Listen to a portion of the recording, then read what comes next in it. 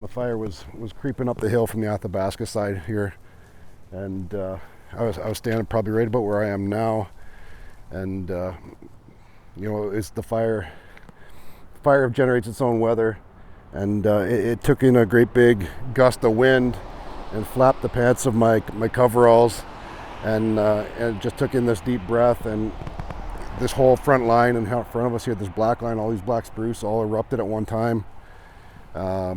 It came fast and furious. It was really hot. Even standing where I were, it was very hot. Threw ashes and cinders all over the neighborhood behind us here.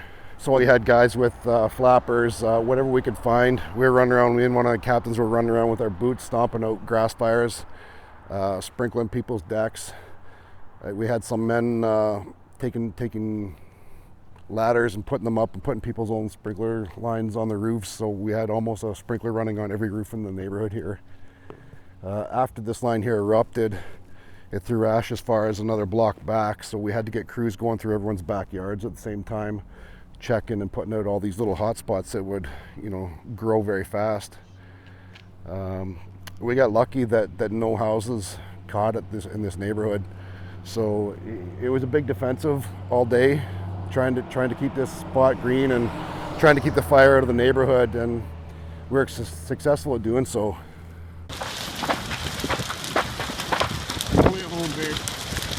My neighborhood in Abasan went up. I was actually on the crew that went up to Abasan, and by the time I was down there, the bush line beside my house was on fire, but there was no risk to my house at that point. So what I did is we didn't have a lot of tools with us because I was in a pickup truck. The pumpers were already utilized. I broke into my own garage. I didn't have my keys with me, so I took my chainsaw and was cutting down my neighbor's fences that were on fire just to the north of me. And then we had to abandon the area. We got overwhelmed by the fire. It was coming from the south of Abasan, and it was just like consuming house by house by house. And the water pressure dropped so drastically in the hydrants that we couldn't even defend. So we actually at that point tried to move to the top of Abasan Hill. We checked the hydrant there, and it also had no pressure.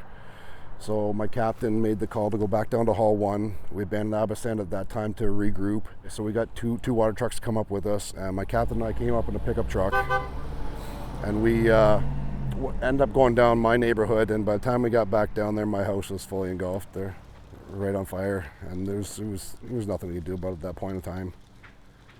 So yeah, it was a little personal, but I took two pictures and a little short 10-second video for my wife, and got back on the truck and went back to work. You could say it's just stuff, and it is just stuff. All the important stuff was gone. My family got out fine, but it's all the little things you think about every day.